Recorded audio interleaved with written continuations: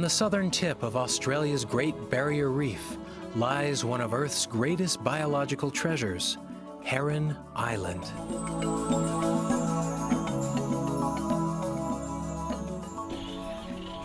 An important rookery of birds, a nesting site for sea turtles, and one of the world's most diverse marine habitats.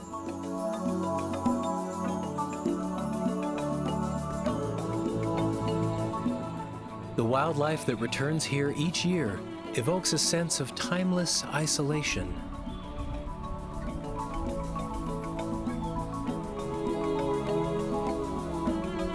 Attracted by its protected microcosm, nature lovers come to Heron Island to witness life as it has been for millions of years.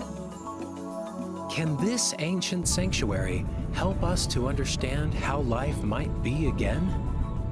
As we change the planet, we are causing rapid evolution in animals and plants as they struggle to adapt. Birds migrate in new directions.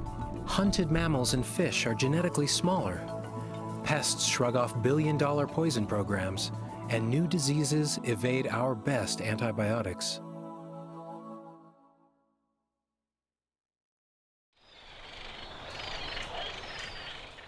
In 2010, a group of evolutionary biologists from around the world came to Heron Island on a mission to find evolutionary solutions to the environmental, health, and food security problems humanity faces today.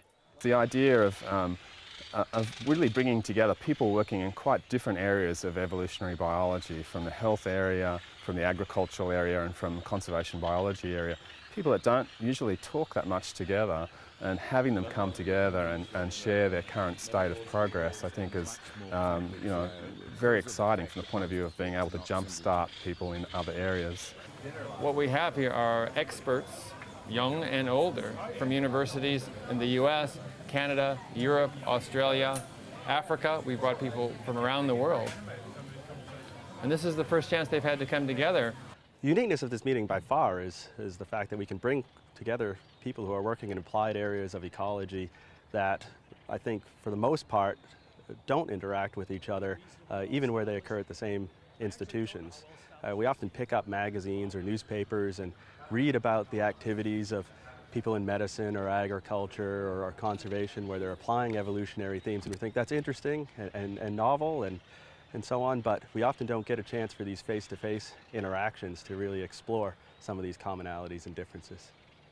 Only by incorporating these evolutionary approaches emerging independently in these three complementary but structurally somewhat different disciplines can we find sustainable approaches that incorporate evolutionary change that will be inevitable and that will sometimes facilitate our goals and sometimes work in antagonism with them. And what we need to start doing is thinking about how our management regimes are affecting the genetic diversity of resources for populations to be resilient to the stressors that we put on them, the multiple stressors that we put on them through climate change, habitat fragmentation, and loss. Life is adaptable, but from our perspective, this can be positive or negative. Humans are the Earth's greatest evolutionary force. We can influence its path haphazardly or with a plan. Either way, evolution is no longer so much about the past, but about the future. Evolution isn't just historical anymore. The changes we're causing are great enough that populations are adapting.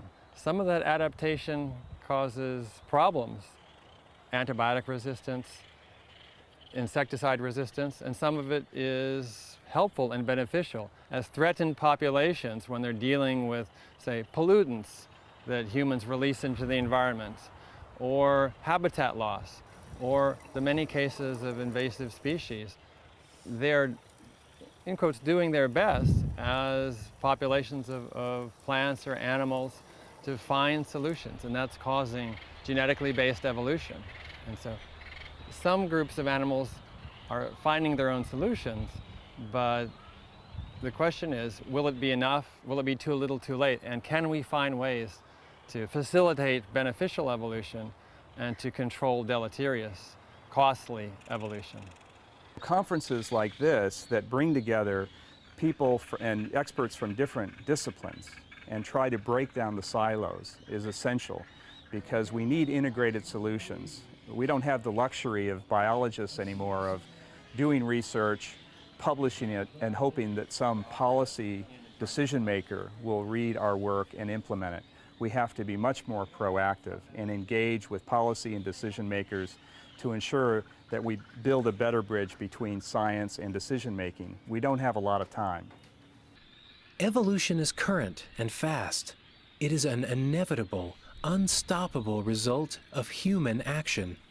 We are faced with unprecedented crises: drug resistance, emerging disease, and species extinction. When you think about it, at the one hand, something like conservation biology, particularly with highly imperiled species, we often don't have as many success stories as we'd like. And so sometimes being able to actually draw parallels to success stories in other areas of applied evolution and seeing maybe how some of their more proactive approaches towards recovering either genetic variation, maybe in agricultural systems, or limiting deleterious evolutionary change in medicine, such as antibiotic resistance, might provide some positive impetus to maybe push a little bit further in applied conservation biology. Another way to improve the input of evolutionary biology into agriculture is to have more evolutionary biologists work on agricultural systems. And I hope I've convinced some of the people here, and that our publications will convince other people that agriculture is not, it's simpler than most natural systems, but there's still all sorts of interesting stuff going on that cries out for research by evolutionary biologists. I think the first thing to realize is that medicine, like any other aspect of biology, requires evolutionary principles to integrate the whole field. Unfortunately, practicing doctors have not generally been educated in the principles of evolutionary biology, and so they have a very good proximate understanding of disease. They don't have a very good understanding of ultimate causation. And I think the challenge in our field is to demonstrate that having that evolutionary perspective gives you a better understanding of why disease occurs, what is health, what is disease, and informs ways of thinking about how to manage disease both in the individual and in the public health setting. But we have a bit of a catch-22 situation, because that will only happen if they see the relevance of evolutionary principles in day-to-day management of health. And so it behooves us to actually come up with examples of that relevance. I think a challenge, in a way very similar to the problem of communicating to the general public, is how do we communicate directly with people that are decision makers in government or influencing policy. And again, this can often be a non-specialist audience, and I think the responsibility is for the scientists in the area to move away from just publishing their work in outlets where it'll only be read by other scientists. They have to become more proactive at engaging directly with government. Products of this conference, beyond scientific papers that may go to a relatively limited audience, will be engaging directly in policy forums.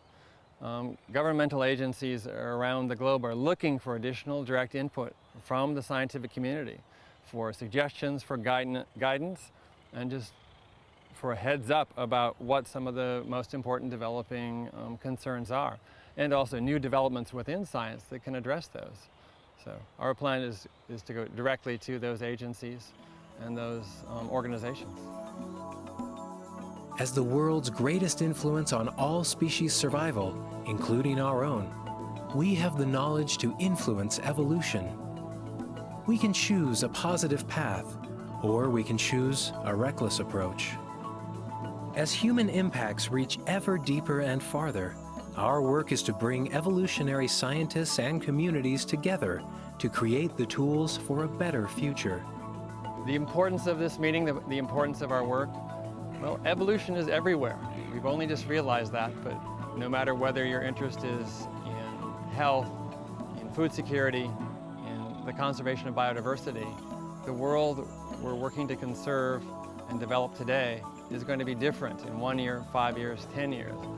It's changing so fast that humans, the scientific community, policymakers, will have to work hard and work fast just to keep up.